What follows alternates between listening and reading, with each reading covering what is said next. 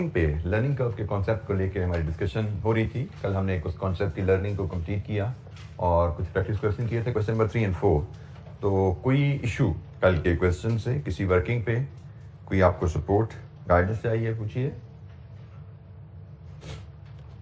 Learning curve पे कल हमने जो 2 एस्पेक्ट सीखे थे कि अगर हमारी प्रोडक्शन बैचेस में या लॉट्स में हो रही हो तो हम फिर y is equal to a x b का फार्मूला, उसमें जो a लेंगे वो लेबर टाइम या labour cost for the first batch ले लेंगे, भी ले सकते हैं। रादर आई शुड से हम a को time for the first batch या cost for the first batch भी ले सकते हैं, और इसके रिजल्ट में जो y हमें वैल्यू मिलेगी, y will be the average time या average cost per batch, whatever the case may B.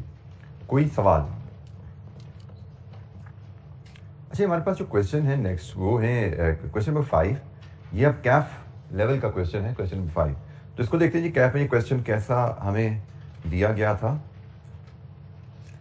Spring 17 में क्वेश्चन 1 हमें कैफ में आया। स्मार्ट प्रोसेसिंग लिमिटेड, इसकी requirement, compute the contract price that would enable SPL to earn an incremental profit of 30% of the contract price। 30% of contract price profit earn करना है, तो उसके लिए contract price बताइए। तो वही बात हुई कि हम पहले contract cost कैलकुलेट करेंगे और price का 30% मुनाफा है, इसका मतलब cost 70% है, तो cost divided with 70 into 100, यहाँ से हमें price मिलने वाली है। 10 मार्क्स का क्वेश्चन है। Smart Processing Limited is considering to sign a contract for manufacturing 10,000 auto parts for a large automobile assembler। The parts would be produced in a batches of 500 units each। तो आपने देखा कैफ पे भी जो सवाल आया वो पहला ये सवाल बैचेस पे ही पिच किया गया, और जनरली वैसे देखा जाए तो एग्जामिनर ज्यादातर इस कॉन्सेप्ट को प्रेफर करता है, इंस्टेड ऑफ यूनिट्स के वो बैचेस में प्रोडक्शन को टेस्ट करना ज्यादा बेहतर समझता है। The estimated cost of first batch is as under। Direct material 500 kg 135 का, डायरेक्ट लेबर 1500 घंटे 2,25,000, वेरिएबल ओवरहेड 120 पर लेबर आवर के हिसाब से 1500 पे ही अप्लाई करो तो 1,80,000। Setup cost per batch 40,000। Setup cost से मुराद होती है getting the machine ready for the production. तो हर बैच को से पहले मशीन को रेडी करना पड़ता है, उसकी सेटअप कॉस्ट 40 है। Fix cost depreciation of equipment purchase for the project 45,000। Allocation of existing overheads, allocation of existing overheads 24,000, 16 rupees per hour. So cost of the first batch 694 दी गई है। तो वैसे तो हमें पता है कि allocation of existing overheads relevant नहीं होती, हमें प्राइसिंग डिसीजन करने को कहा गया है, तो इसको तो हमें कंसिडर नहीं करना। आगे बढ़ते हैं जी। The setup cost per batch would be reduced by 5% for the each batch. However there would be no further reduction in the setup cost from the fifth batch. मतलब फोर्थ बैच में जो cost आ गई, आगे fifth batch में भी onward वही cost चलेगी। शुरू में पहले बैच की कॉस्ट 40,000 है सेटअप की, इसके बाद 1 2 3 एक की कॉस्ट होगी, 2 3 4 3 दफा रिडक्शन आएगी, और 5 से ऑनवर्ड कोई रिडक्शन नहीं है। जो 4 पे कॉस्ट आ गई वही आगे चलेगी। लर्निंग कर्व 90% है but remain effective for the first 8 batches only. The index of learning curve is 90% is 0.152। अच्छा जी, हमारी उसने कहा जी कॉन्ट्रैक्ट प्राइस बताइए क्या है। तो हमें कॉन्ट्रैक्ट प्राइस 10,000 यूनिट्स की बनानी है, इसके हिसाब से हम कॉस्टिंग करेंगे। Material, labour, variable overhead, setup cost and fixed cost, इन तमाम एलिमेंट्स को कवर करके हमें कॉन्ट्रैक्ट कॉस्ट बनानी है। कॉन्ट्रैक्ट कॉस्ट हमारे पास आ जाएगी तो फिर हम कॉन्ट्रैक्ट प्राइस भी कोट कर पाएंगे। तो let's start with the contract cost working. हम करें जी क्वेश्चन नंबर 5, और हमने यहाँ पे पढ़ा कि जी हमारी जो कॉन्ट्रैक्ट कॉस्ट लिमिट कंपोनेंट है, डायरेक्ट मटेरियल है, डायरेक्ट लेबर है, वेरिएबल ओवरहेड्स हैं, सेटअप कॉस्ट है, फिक्स कॉस्ट है, और फिक्स कॉस्ट में बाद में सिर्फ डेप्रिसिएशन रेलेवेंट है उस मशीन की, क्योंकि ये उस मशीन की है जो सिर्फ इस प्रोजेक्ट के लिए खरीदी गई है। जो एलोकेशन जो है एग्जिस्टिंग ओवरहेड्स की, दैट इज इररिलेवेंट। यहाँ से हमें टोटल प्रोजेक्ट कॉस्ट मिलेगी, और टोटल प्रोजेक्ट कॉस्ट को हमसे फिर हम कॉन्ट्रैक्ट प्राइस डिटर्मिन कर लेंगे, और कॉन्ट्रैक्ट प्राइस का हमने फॉर्मूला जहाँ पे अप्लाई करेंगे, अगर कॉन्ट्रैक्ट कॉस्ट ए है तो A/70 इंटू 100 ये हमारी कॉन्ट्रैक्ट प्राइस आएगी। हम रुपीज इन 1000 में वर्किंग कर लेते हैं, क्योंकि मुझे लग रहा है कि वैल्यू थोड़ी ज़्यादा होने वाली है।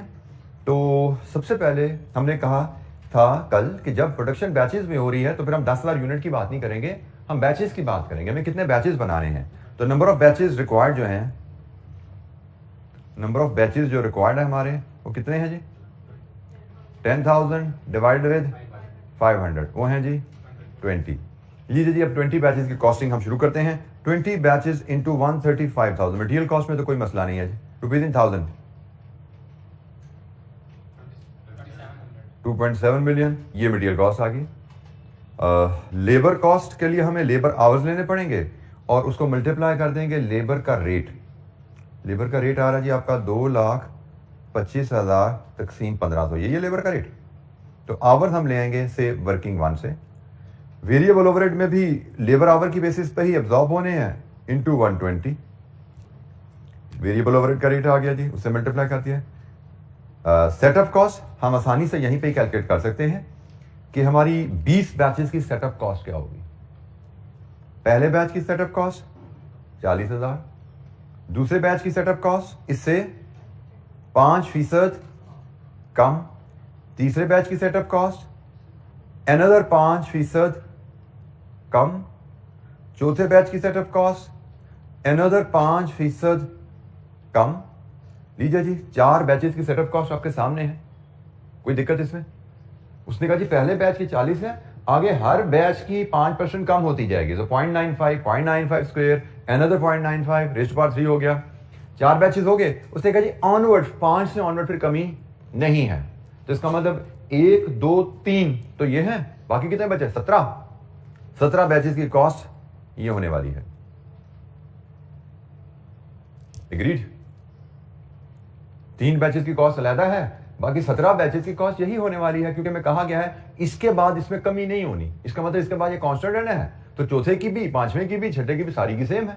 तो हमने कहा जी 3 निकाल दो, तो बाकी 17 की कॉस्ट ये होगी। टोटल कॉस्ट रुपीज इन 1000 में 697। अच्छा जी डेप्रिसिएशन ये हमारी फिक्स कॉस्ट रेलेवेंट है, 45,000 पर बैच है, तो इसकी कैलकुलेशन सिंपली 45,000 इंटू 20 900।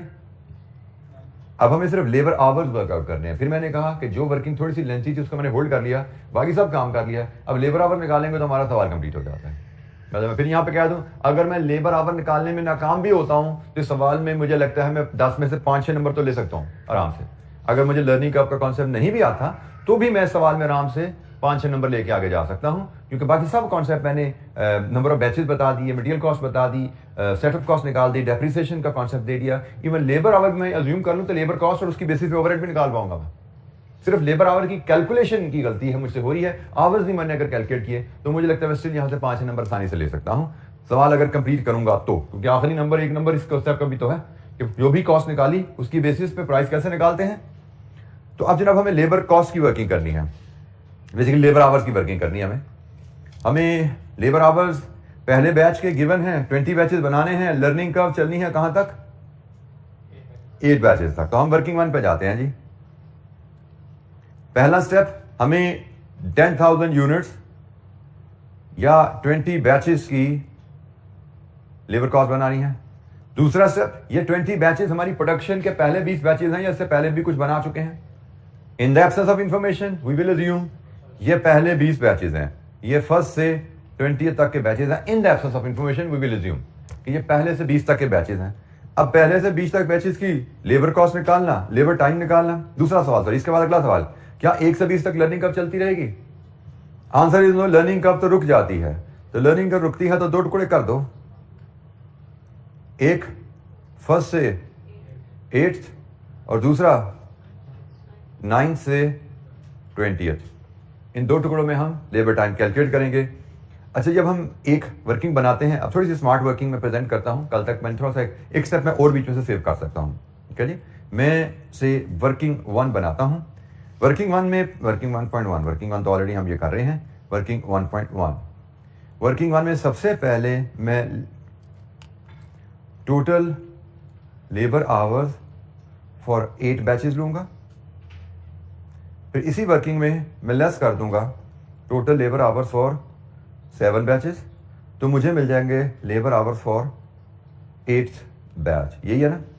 तो भैया वर्किंग करते हैं, इसके बाद देखते हैं हमारा मसला हल हो गया, जो कि लगता है मुझे हो चुका होगा। टोटल लेबर आवर्स और 8 बैचेस। फर्स्ट बैच के hours 1500, 8 learning index 0.152 multiplied with 8। तो बताइए टोटल आवर्स फॉर 8 बैचेस कितने बने? 8748। इसी तरह 7 बैचेस की कहानी, 7 बैचेस में कितना टाइम लगा? 7811। तो जनाब डिफरेंस लीजिए, 8 बैच का टाइम 937। अब यहां से आप देखिए हमें 8 बैचेस का टाइम चाहिए, वो भी अवेलेबल हो गया 8748। फिर हमें 9 से 20 तक जो 12 बैचेस हैं उसकी वर्किंग चाहिए 937। 8वें बैच का टाइम है, ये भी वर्किंग 1.1 से मिल गया इंटू 12।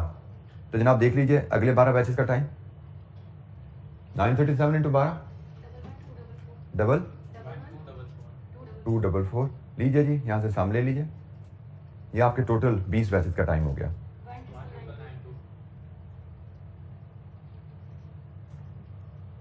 जी एनी क्वेश्चन, कोई सवाल? हमने थोड़ी सी स्मार्टली प्रेजेंटेशन की, कल हम इसको 2 स्टेप में वर्किंग कर रहे थे, आज मैंने इसका एक स्टेप और शॉर्ट कर दिया। हमें 8 बैचेस का टोटल टाइम भी यहाँ पे मिल गया और 8वें बैच का टाइम भी हमने एक ही वर्किंग में निकाल लिया। तो 8 बैचेस का टोटल टाइम उठाया और 8वें बैच के टाइम इंटू 12 करके अगले 12 बैचेस का टाइम ले लिया 1992। लीजिए जी we are done with the question 199992। तो यहां से लेबर कॉस्ट बताइए क्या बनी रुपीज इन थाउजेंड में?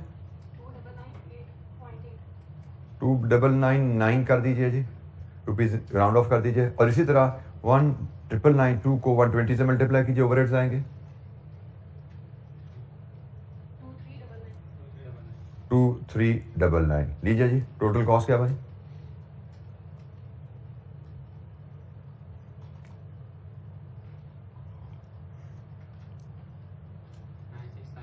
$9695। और प्राइस क्या बनी इस फॉर्मूला के मुताबिक? 13850। लीजिए जी हमारा लर्निंग कर्व का सवाल कंप्लीट। लर्निंग कर्व का कॉन्सेप्ट इसमें आवर्स की कैलकुलेशन में इन्वॉल्व हुआ, बाकी तो हमारा जेनेरिक क्वेश्चन था, कोई इसमें स्पेसिफिक हमारी चीज़ें नहीं थी टॉपिक से रिलेटेड। कोई सवाल? एक ये छोटा सा 10 नंबर का सवाल था, रिलेटिवली सिंपल क्वेश्चन था,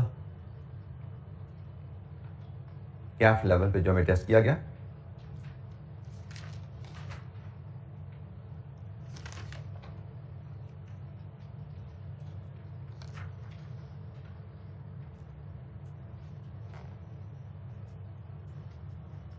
कोई सवाल? किसी कैलकुलेशन पे कोई गाइडेंस है?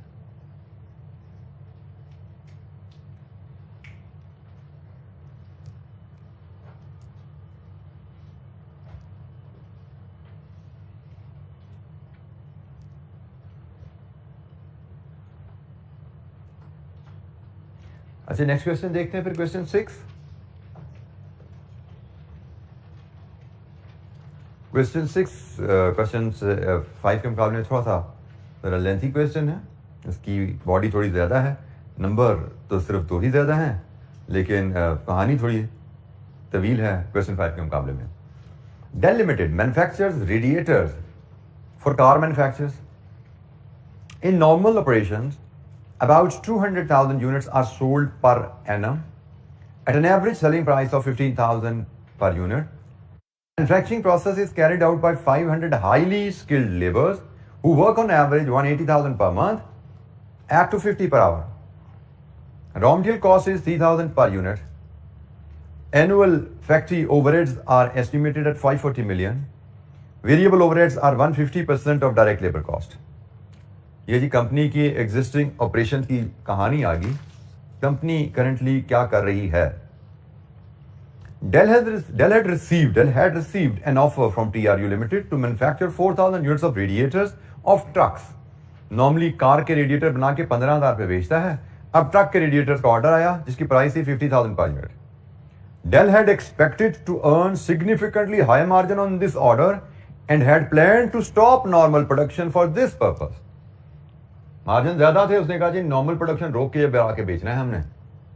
It had already procured raw material for 60 million. Material भी खरीद लिया 60 मिलियन रुपए का, but before the start of the manufacturing, it came to know that TRU has gone into liquidation. Material खरीदा, प्रोडक्शन शुरू होने लगी थी, पता लगा क्लाइंट जिसका ऑर्डर था वो लिक्विडेट होगी, कंपनी बंद होगी company. To deal with the situation, Dell's marketing department has negotiated with another truck manufacturer, NTR. NTR's specifications are slightly different, and the price offered by NTR is 40,000 per unit. NTR का design TRU से थोड़ा फर्क है, 40,000 price offer कर रहे हैं जी वो. The cost to be incurred on the new order and other relevant details are as follows. अब नए ऑर्डर पे क्या क्या खर्चा होगा. Additional raw material of 12 million would have to be purchased for NTR. Dell expects that the first unit would take 10 hours. The labor time would be subject to 95% learning curve. Up to 1,000 units, thereafter learning rate would stop. The index of 95 is minus 0.074.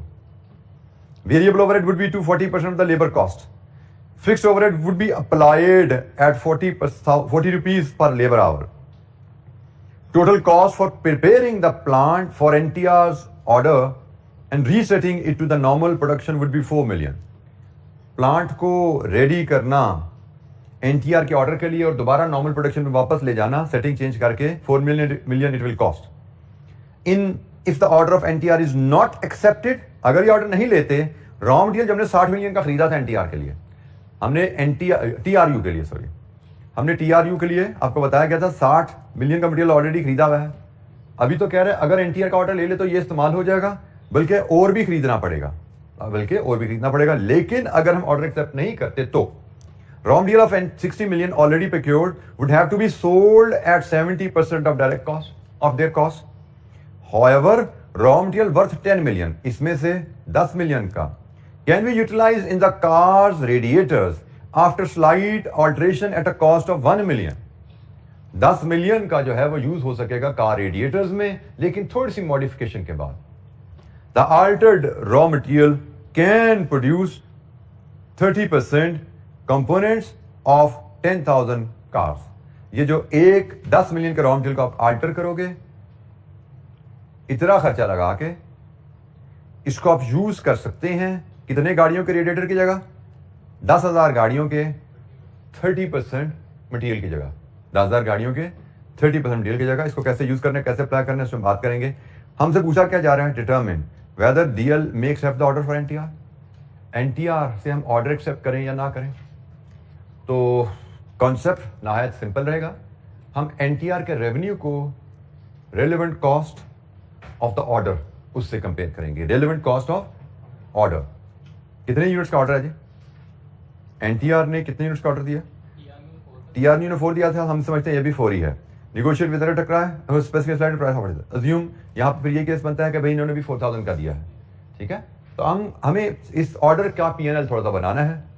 हमें देखना है कि NTR revenue from NTR क्या आएगा और इसमें से हमें लेस कर देनी है रेलेवेंट कॉस्ट ऑफ ऑर्डर. इस ऑर्डर की रेलेवेंट कॉस्ट को हम लेस कर देंगे, तो उसके बाद हम देख लेंगे नेट प्रॉफिट है या लॉस है. अगर नेट प्रॉफिट है तो हम कहेंगे ऑर्डर एक्सेप्ट कर लो, अगर नेट लॉस है हम कहेंगे ऑर्डर एक्सेप्ट नहीं करना. ये पूछा गया ना हमसे, तो अभी ऑर्डर एक्सेप्ट करना है कि करना, revenue versus relevant cost of the order. तो जनाब वैल्यूज पे काम शुरू करते हैं. सबसे पहले रेवेन्यू 40,000 प्राइस इंटू 4,000 यूनिट्स. ये भी रुपीज इन 1000 में ले लीजिए, बल्कि ये तो मिलियन में ले लीजिए, काफी बड़ी फिगर बन रही है. ये तो 160 मिलियन बन रहा है ना, इसको हम रुपीज इन मिलियन में लेंगे. और जब मिलियन में लेते हैं वैल्यूज तो फिर 2 डेसिमल साथ लगा देते हैं.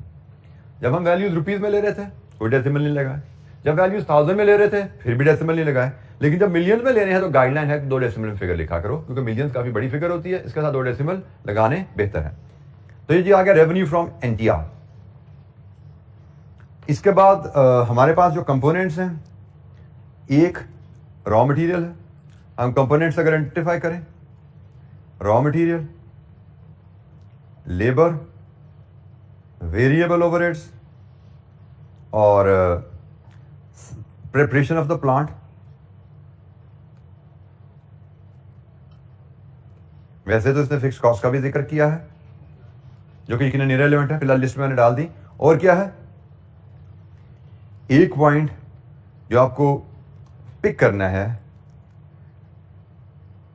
वो ये है कि भाई ये ऑर्डर बनाओगे तो नॉर्मल प्रोडक्शन रोकोगे, और जब नॉर्मल प्रोडक्शन रोकोगे contribution loss from the existing job, क्योंकि आपने एक जॉब रोक के ये जॉब करनी है ना। आपके पास आवर्स की लिमिटेशन है, जो भी वर्कर्स हैं उनकी लिमिटेशन है, मशीन है उनकी लिमिटेशन है, मशीन्स की लिमिटेशन है, लेबर आवर की लिमिटेशन है, बट देयर इज लिमिटेशन। उसने कहा जी आपको ये ऑर्डर प्रोसेस करने के लिए नॉर्मल प्रोडक्शन रोकने की पड़ेगी, तो नॉर्मल प्रोडक्शन रोकोगे तो contribution loss on normal production, वो भी आपकी यहां पे अपॉर्चुनिटी कॉस्ट है, contribution loss on existing production. And then we can see कि हमें नेट प्रॉफिट है या लॉस है, and we can give the decision accordingly. अच्छा, फिक्स कॉस्ट के बारे में तो हम यहाँ पे लिख देते हैं, ये तो जीरो है, हमें पता है, मैंने वैसे ही यहाँ पे लिख दिया था। प्रिपरेशन ऑफ प्लांट की फिगर ऑलरेडी रेडीली अवेलेबल है, कितनी है, नोट नंबर 5, 4 मिलियन, ये भी डाल दी हमने, रेडीली अवेलेबल थी। कंट्रीब्यूशन लॉस इसको कैलकुलेट करना पड़ेगा, बाकी सारी चीज़ें कैलकुलेट करनी पड़ेगी, तो हम शुरू फिर रॉ मटेरियल से ही कर देते हैं। हम फिर रॉ मटेरियल से ही बात शुरू करते हैं।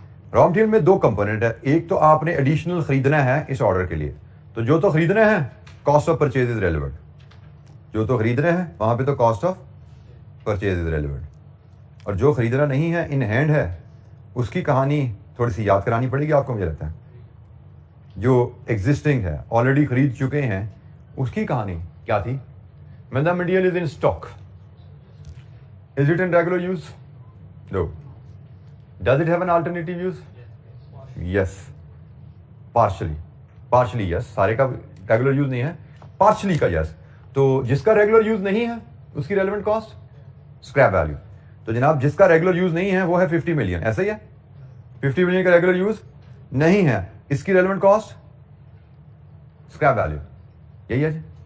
और जिसका रेगुलर यूज है 10 मिलियन, उसकी रेलेवेंट कॉस्ट क्या होती है, हायर ऑफ स्क्रैप वैल्यू या cost saving, higher of scrap value या कॉस्ट सेविंग। तो हम इसके लिए एक वर्किंग वन से ही मैं इसको ले आता हूं, वहां पे हम स्क्रैप वैल्यू भी ले लेते हैं। वर्किंग वन में जाएंगे तो हमने कहा जी जो स्क्रैप वैल्यू है वो 1 मिलियन इंटू 70%, वो बनती है 0.7 मिलियन, ऐसे ही है। और अगर हम इसको यूज करते हैं कार्स में, तो cost saving that this 1 million will generate, हमें कहा गया है अगर इसको कार्स में लेके जाते हो तो 10,000 कार्स का रॉ मटेरियल जो कि आता है पैरा 1 में जाओ, एक कार उसकी second last line, raw material cost is 3,000 per unit. उसने कहा जी 10,000 कार्स के रॉ मटेरियल की 30% रिक्वायरमेंट पूरी करता है, ये कॉस्ट है। 10,000 कार्स की फुल रॉ मटेरियल रिक्वायरमेंट ये है, 10,000 कार्स की 30% रॉ मटेरियल रिक्वायरमेंट पूरी करेगा, this is the cost saving. लेकिन ये कॉस्ट सेविंग लेने के लिए आपको 1 मिलियन का खर्चा भी करना पड़ेगा। ये रुपीज में है फिगर, ये रुपीज में है, इसको पहले मिलियन में बना लेना और फिर 1 मिलियन माइनस करके बताओ क्या आ रहा है।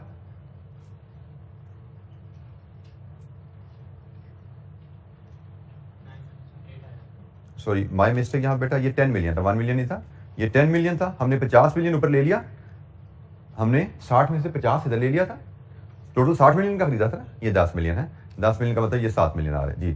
तो ये कहां से कितना आया जी, 8 मिलियन। तो हमने सीखा था higher scrap value the cost and versus cost saving that this material will generate when put to alternative use, cost saving that it will generate when put to alternative use, वो 8 million की है। तो हमने कहा जी higher value ली जाती है, तो 8 million को यहां पे आप ऐड कर देंगे, तो जनाब कितनी बनी है कॉस्ट,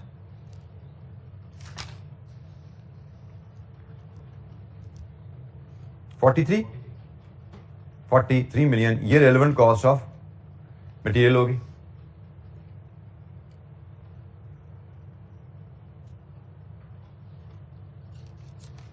इसके बाद लेबर की बात करें तो लेबर का रेट उसने पहले पैरा में बताया हुआ है 250 पर आवर है, तो वर्किंग 2 से हम लेबर के आवर ले आएंगे। वेरिएबल ओवरहेड के बारे में भी पैरा 1 में ही बताया हुआ है कि जो भी लेबर कॉस्ट लोगे उसका 150% आपकी वेरिएबल ओवरहेड की फिगर आएगी। जनाब हमें सिर्फ लेबर का टाइम निकालना है, उस वक्त कंट्रीब्यूशन लॉस की वर्किंग हमारी पीछे रह जाएगी। लेबर का टाइम निकालेंगे वर्किंग 2 यहाँ पे, तो हमारी लेबर कॉस्ट भी आ जाएगी, और लेबर कॉस्ट आ गई तो वेरिएबल ओवरहेड भी आ जाएंगे। एग्रीड? लेबर टाइम, पहले यूनिट पे टाइम लगना है 10 घंटे, पहले यूनिट पे टाइम लगना है 10 घंटे। लर्निंग कब लगनी है 95 की, लर्निंग कब चलेगी 1000 यूनिट्स तक, और टोटल यूनिट्स बनाने हमने 4000। लीजिए जी वर्किंग 2 बनाते हैं, वर्किंग 2 बनाते हैं। हमने कहा जी हमें 4000 यूनिट्स की लेबर कॉस्ट या लेबर टाइम डिटरमिन करना है। रेट तुम्हारे पास है। ये 4000 यूनिट्स हमारे 1 से लेके 4000 तक के यूनिट्स हैं। एग्रीड? पहले यूनिट्स हैं हमारे। नेक्स्ट क्वेश्चन, क्या इन यूनिट्स की प्रोडक्शन के दरमियान लर्निंग कब कंटिन्यू रहेगी या रुकेगी? रुक जाएगी। तो 1 से लेके 1000 तक को अलहदा कर दो, और 1001 से लेके 4000 तक का टाइम अलहदा ले लो। टाइम निकालना है तो जनाब अब वर्किंग कर लेते हैं। वर्किंग 2.1, वर्किंग 2.1 में सबसे पहले हम total labour hours required for 1000 units लेते हैं। इसमें से हम लेस करते हैं total labour hours required for 999 units. हमें मिल जाएगा labour our required for 1000th unit, और यही जो निकलेगा 1000 यूनिट्स का, इसको हमने 3000 से मल्टीप्लाई कर देना है, तो ये टाइम भी हो जाएगा, ये टाइम भी आ गया हमारे पास। तो जनाब आप वैल्यू फीड कीजिए। पहले यूनिट का टाइम 10,000 यूनिट, लर्निंग इंडेक्स कितना है इसका? -074 इंटू 10 इंटू 1000। लीजिए जी 1000 यूनिट्स का टाइम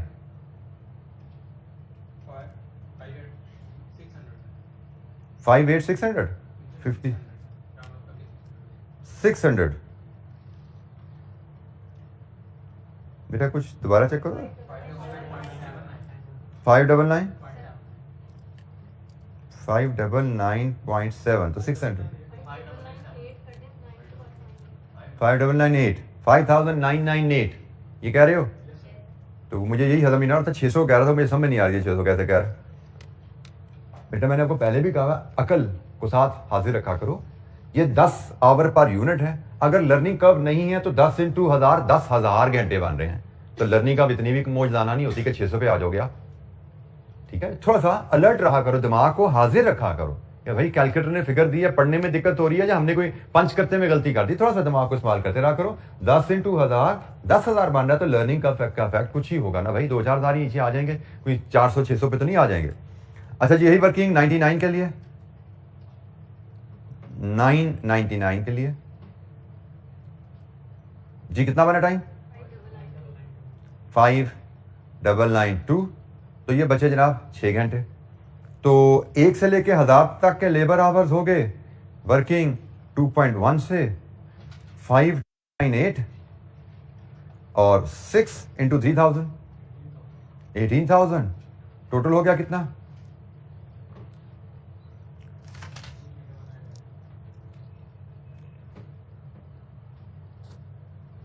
23,998। जी एनी क्वेश्चन? कोई सवाल?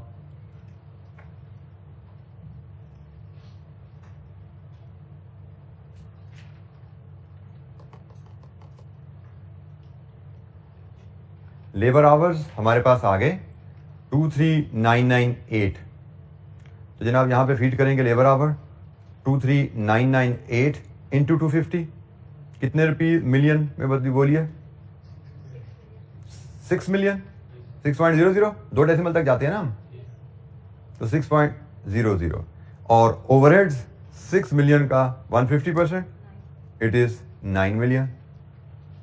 अब हमारी सिर्फ एक कॉस्ट रहेगी है कंट्रीब्यूशन लॉस की।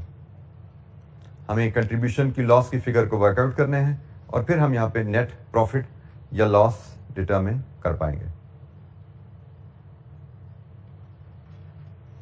जी एनी क्वेश्चन?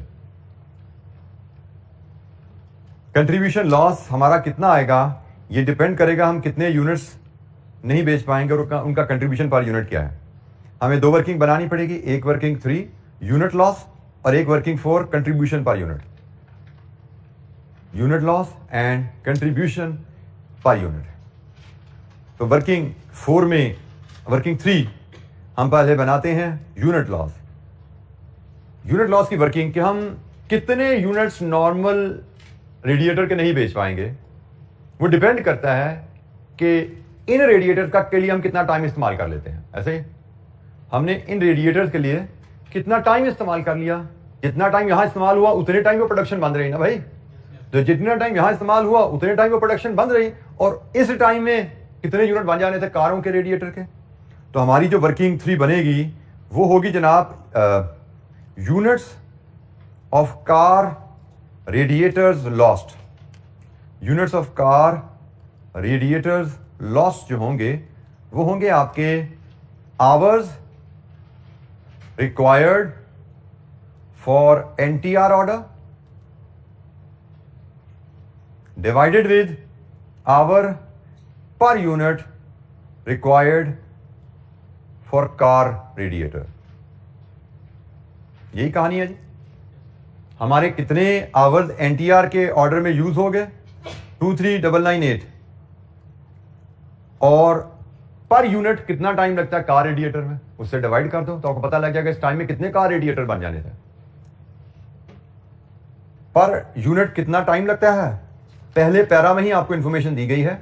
पहले पैरा में आपको बताया गया है आपके पास 500 वर्कर्स हैं जो कि 180 आवर्स पर मंथ काम करते हैं, इंटू 12 कर दो, साल में कितने काम करते हैं और साल में कितने यूनिट्स बनाते हैं, ये सब बताया गया ना आपको। ये सब इंफॉर्मेशन दी हुई है ना आपको। 500 वर्कर हैं, मंथली 180 आवर काम करते हैं और सालाना 2 लाख यूनिट्स बनाते हैं। तो 500 वर्कर साल में कितना काम करेंगे, कितने घंटे काम करेंगे, 2 लाख के हिसाब से कितना टाइम है पर यूनिट। एक स्टेप में मुझे टाइम भी बता दो, शायद आगे इसकी भी जरूरत पड़ जाए। टाइम पर यूनिट कितना आया, कितने आवर्स आए डेसिमल में, एक डेसिमल के साथ बोलिएगा। 5.4 लीजिए जी, यहां से यूनिट्स बता दीजिए, यूनिट्स जो लॉस हुए आपके। सॉरी, ये है जी कार रेडिएटर यूनिट्स जो आप नहीं बेच पाएंगे। जितने टाइम में आप ट्रक के रेडिएटर्स बना रहे हैं उतने टाइम में आप इतने कार रेडिएटर्स नहीं बेच पाएंगे। Units of car radiators lost, इतने यूनिट्स हम बनाएंगे नहीं, बना नहीं पाएंगे, इतने यूनिट्स हम बेच नहीं पाएंगे।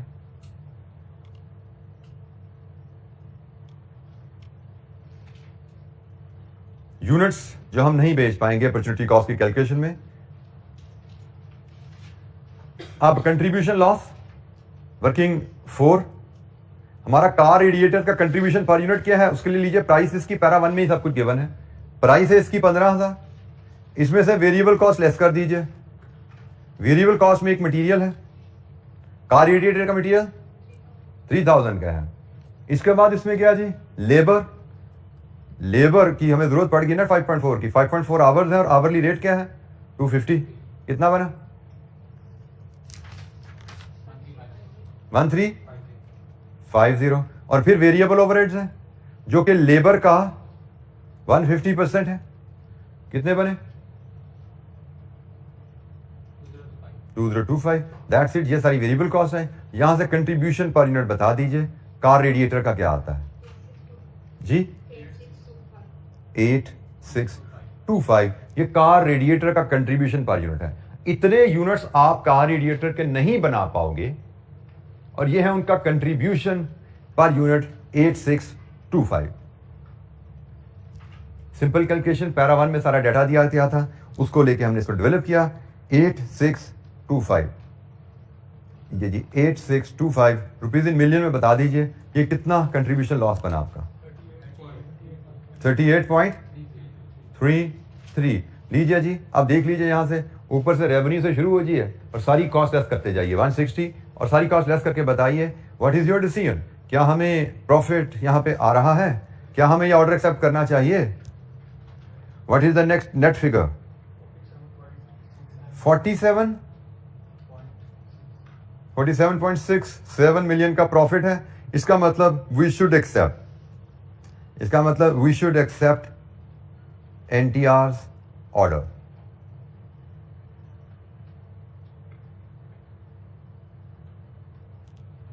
जी एनी क्वेश्चन, कोई सवाल? जी बेटा, माई मिस्टेक, एक मिनट, यहाँ पे जी क्या लिखा हुआ है? Variable overhead. बेटा ये पैरा नंबर, क्वेश्चन नंबर 6 कर रहे हैं, पैरा 1 की आखिरी line, variable overheads are 150% of labour cost. एक मिनट, बिल्कुल जी, variable overhead would be 240% of the labour cost. ठीक हो गया जी, माई मिस्टेक। यहाँ पे जो इधर, यहाँ पे तो वेरिएबल ओवरहेड, यहाँ पे वेरिएबल ओवरहेड 150% है, मेरी गलती है। यहाँ पे आपने बिल्कुल सही पॉइंट आउट किया बेटा कि इस ऑर्डर का वेरिएबल ओवरहेड 240% है, इस ऑर्डर का वेरिएबल ओवरहेड 240% है। तो जनाब यहाँ से थोड़ी सी फिगर वाइज कर दीजिए, ये कितना बना? 14.4, और ये प्रॉफिट की फिगर हमारी रिवाइज हो जाएगी।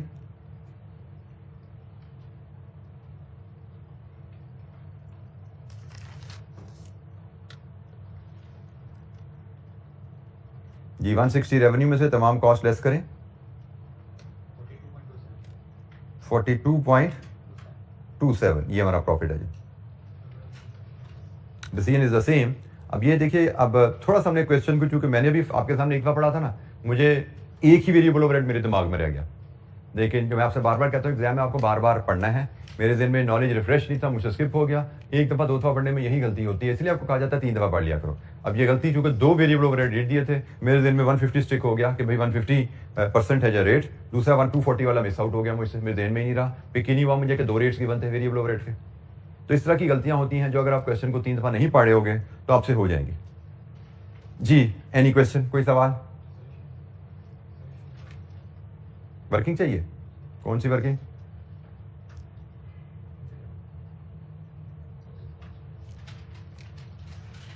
जी कोई और सवाल? जी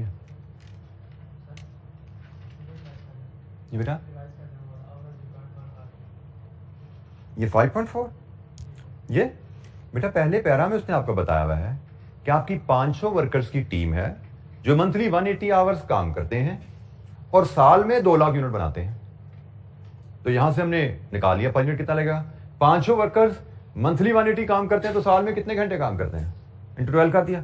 ये एनुअल आवर्स आ गए, डिवाइड विद एनुअल यूनिट्स हो गए, तो total hours divide with total units, hour per unit आ गया।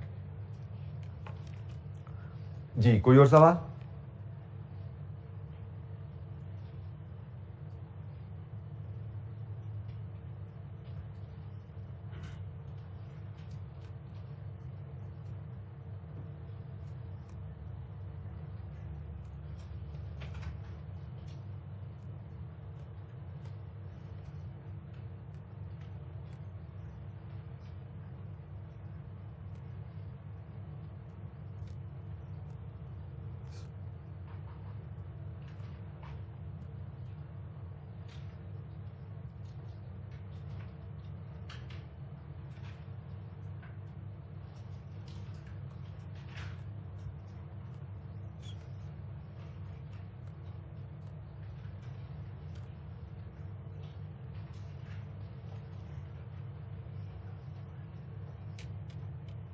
अच्छा जी, लर्निंग कर्व पे हमारी डिस्कशन इतनी। इस चैप्टर में काफ़ी ज़्यादा क्वेश्चन हमारे पास अवेलेबल है, जैसे मैंने कहा था टोटल 13-14 क्वेश्चन अवेलेबल हैं, तो मैंने आपसे सिर्फ 4 ही क्वेश्चन डिस्कस किए हैं। बाकी क्वेश्चन आप खुद अटैम्प्ट कीजिए, कोई इशू हो, कोई चैलेंज हो, ग्रुप हमारे पास अवेलेबल है, व्हाट्सएप ग्रुप में आप हमसे डिस्कशन कर सकते हैं। अभी हम मूव करेंगे नेक्स्ट चैप्टर की तरफ। चैप्टर 11 है जी हमारा CVP analysis. CVP analysis historically Kaif level पे टेस्ट होता रहा है, कोई हम ये नहीं कहते कि ये नया टॉपिक आया है। जैसे लर्निंग कर्व के बारे में मैंने बताया, दैट वाज न्यू टॉपिक, पहले ये कैफ लेवल पे नहीं था। लेकिन CVP शायद मैंने भी जब कैफ लेवल का कोर्स किया था तब भी हमारे सिलेबस में ये होता था, और ये रेगुलरली टेस्टेड टॉपिक है। मतलब आप मेरे हिसाब से 10 दफ़ा आप लोग एग्जाम दोगे कैफ का तो उसमें से 9 दफ़ा ये टॉपिक जरूर आएगा, जो कि हमें यहाँ पे नजर भी आ रहा है। मॉडल पेपर में भी सवाल है, स्प्रिंग 22 में भी सवाल है। 10-10 मार्क्स का क्वेश्चन दोनों जगह हमें नजर आ रहा है। तो let's start our discussion on CVP analysis. ये क्या टॉपिक है जी? CVP एनालिसिस को ब्रेक इवन एनालिसिस भी कहा जाता है।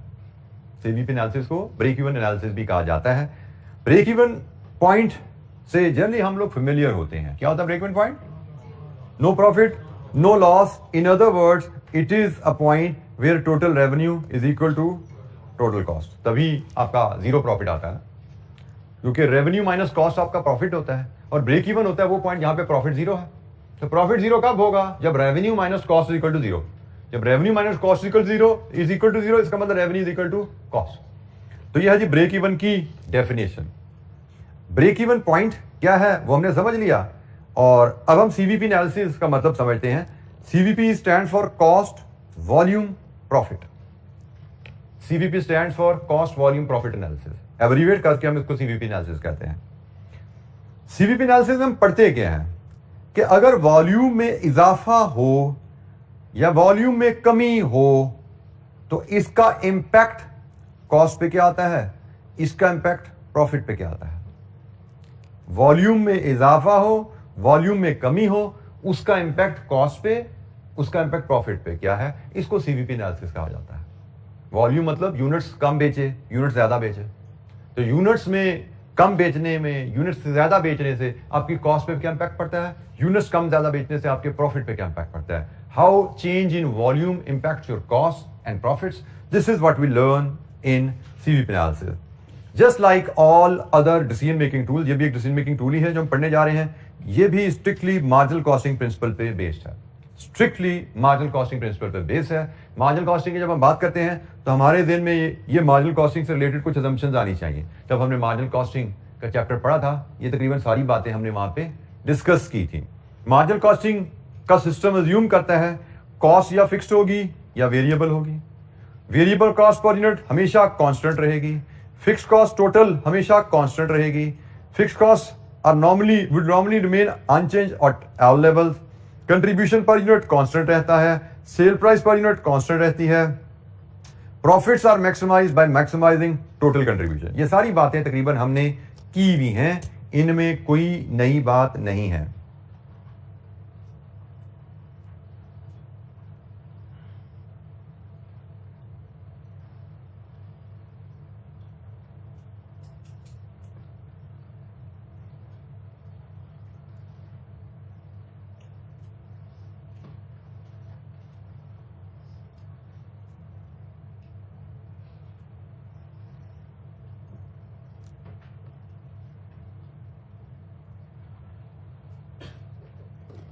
ये सारी बातें हमने मार्जिनल कॉस्टिंग में पढ़ी हुई हैं, कोई बात हमारे लिए यहाँ नई नहीं है।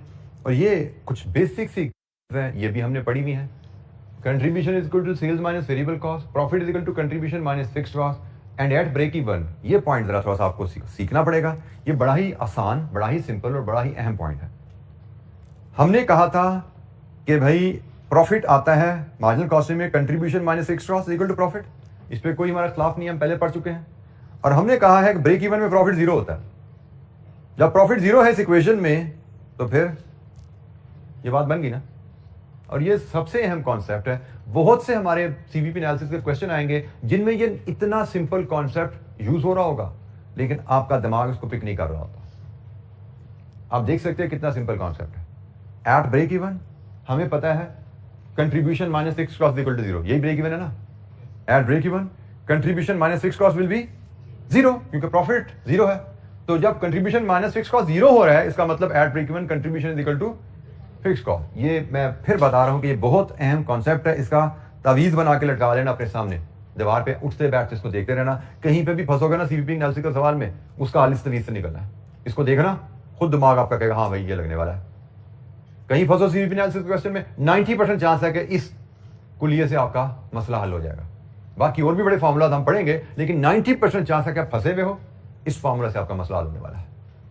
जी, एनी क्वेश्चन, कोई सवाल? अच्छा जी, अभी हम बेसिक्स से सिर्फ सीवीपी का एनालिसिस का तारुफ लिया, ब्रेक इवन पॉइंट समझा, ब्रेक इवन से रिलेटेड कुछ बेसिक्स इक्वेशंस हमने देखी हैं। सीवीपी एनालिसिस से रिलेटेड जो की फार्मूलाज हैं, उनकी एप्लीकेशन है, इसको हम मंडे के लिए छोड़ते हैं। सो नेक्स्ट वीक में मंडे ट्यूसडे वेडनेसडे 3 दिन हमारी क्लास होने वाली है। उसके बाद ये हॉलीडेज आ रही होंगी, लेकिन इंशाअल्लाह हम कोशिश करेंगे कि सीवीपी एनालिसिस पे हम सफर करें। सीवीपी एनालिसिस में मेन डिस्कशन बहुत ज्यादा नहीं है। बेसिकली ये कुछ फार्मूला दिए 5-6 जो हमने डिस्कस करने हैं, और मंडे ट्यूसडे को मे बी हम फार्मूला डिस्कस करके उनके इलस्ट्रेशन करके मंडे ट्यूसडे को ये टॉपिक खत्म हो जाएगा हमारा डिस्कशन की आता है। लेकिन फिर बारी आएगी क्वेश्चंस की। क्वेश्चंस पे हमें ज़रा टाइम थोड़ा देना पड़ेगा। जैसा मेरे जहन में जो मेरे प्लान में सवाल हैं, देखिए अगर मैं जिक्र करूँ तो ये छोटी छोटी सी इलस्ट्रेशन है, बेसिक सी इलस्ट्रेशन है जिनसे हमने छोटे छोटे फार्मूला सीखने हैं और इसके बाद ये 16 तक इलस्ट्रेशन हैं। इसके बाद ये हमारे क्वेश्चन जो हमें करने हैं। तो मुझे लगता है कि हम ट्यूसडे तक हमारा टारगेट होगा इंशाअल्लाह, हम इलस्ट्रेशन खत्म कर लेंगे और वेडनेसडे से हम क्वेश्चन शुरू कर देंगे। खत्म तो शायद ईद के बाद ही जाके होंगे, वेडनेसडे से इंशाअल्लाह हमारे क्वेश्चन शुरू हो जाएंगे इंशाअल्लाह, ठीक है। और ईद के बाद जब हम मिलेंगे इंशाअल्लाह तो उसी वीक में शायद हमारा ये चैप्टर भी हमारा कंप्लीट हो जाएगा। Then will be left with the last large big chapter, variance analysis. 2 छोटे चैप्टर भी हैं, डोंट फॉरगेट दैट। लेकिन मेजर टॉपिक हमारा जो आप कह सकते हैं कि जब हमें ईद के बाद हम मिलेंगे तो उसी वीक में हम इस टॉपिक को खत्म करके लास्ट मेजर टॉपिक पे मूव कर जाएंगे इंशाअल्लाह। तो आज के लिए इतना है जी, बाकी इंशाअल्लाह कल मिलेंगे और मंडे को मिलेंगे और डिस्कशन को कैरी करेंगे। थैंक यू, अस्सलाम वालेकुम।